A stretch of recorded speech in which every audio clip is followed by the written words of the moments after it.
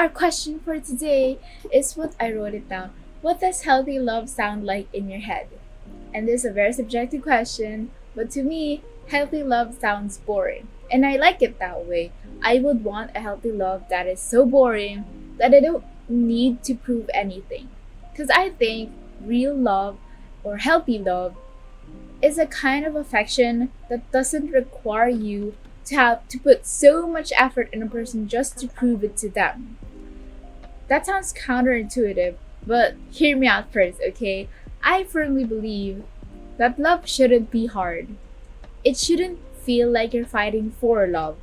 I think it should be fighting with you and for you. I think love is like a weapon, you know?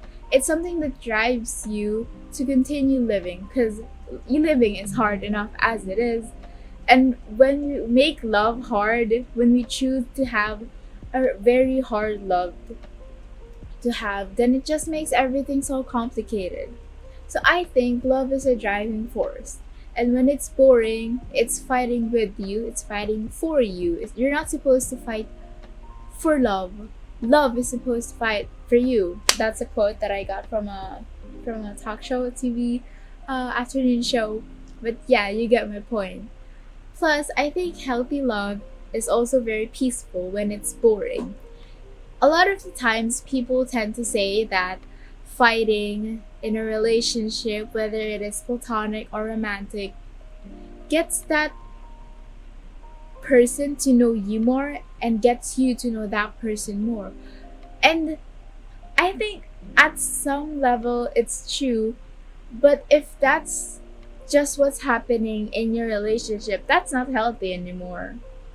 Just a reminder, when you're constantly fighting, then what's the point of even being together?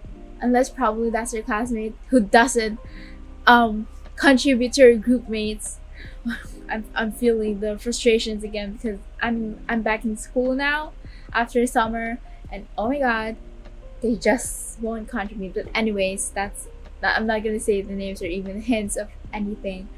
But yes, going back, I think love, when it's boring, it's healthy and it's very comforting. When you're in love, platonically, when I say platonically in love, I say that you're adoring a person because of who they are. You feel inspired when they're around.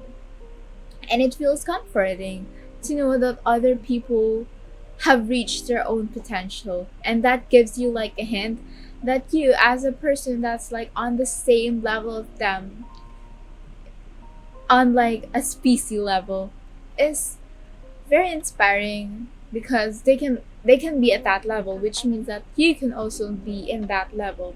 It feels comforting to know that at least people your age group or people who are like you doesn't have to stay on just one level. It feels comforting to know that other people like you can flourish on their own and would also have problems in their own, because at least you would feel comforted by the fact that there are other people like you. You're not alone in this world. That's what I mean by platonically being in love. In romance, when you're in love, I think it's also very comforting if it's boring, because when you feel the constant need to prove to another person that you love them, isn't that so tiring? You're constantly having to prove it to them that you like them or you love them, which sounds counterintuitive to my philosophy in the romance that you need to put an effort. But what I'm saying is that when we're in a relationship and then you're just constantly giving and giving and proving to them that you like them, doesn't that sound so exhaustive? That's so very emotionally tiring and physically tiring.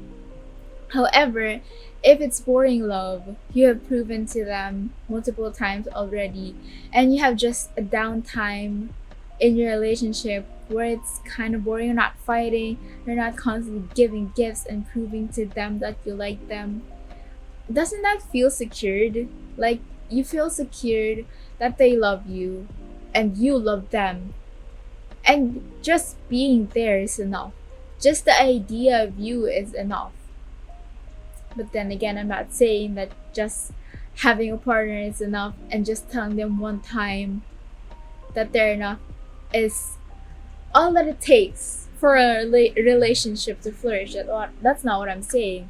What I'm saying is that healthy love is boring, and in love, if something is boring, then you would feel comforted, you would feel at peace, and you would feel secured because you wouldn't need to constantly be at an energetic level just to be in love, because that's tiring. And if something is tiring, then we'd naturally just grow away from it, and we wouldn't want that, especially if it's something that is beneficial for us in a degree wherein you're improving your emotional state, your mindset with another person, and your overall existence in your life and in this world. So, yeah, I think in my head, healthy love sounds boring, which means that it's peaceful, it's comforting, and it's securing. That's just subjective, okay? Just a warning. That's just for me. But for you, what is it to you that sounds like healthy love? And also, just to that's the end of my speech for today about the question. I'd like to give out my thanks. I really enjoy replying to the comments that I've been seeing and exchanging thoughts and just ideas in general. I enjoy it. I don't think I reply very fastly, do I? But I do. I really like replying. It sounds weird that I'm thanking people over the internet because that's just what YouTubers do, and I'm not. Okay, I'm wearing red. It's like YouTube, but no, I'm not. You get it. I feel very awkward thanking you guys through this. Like, thank you so much for commenting and giving support to my videos, which I am grateful. But I just feel very shy doing that. But yeah, that's it. Thank you. Bye. And then, bye.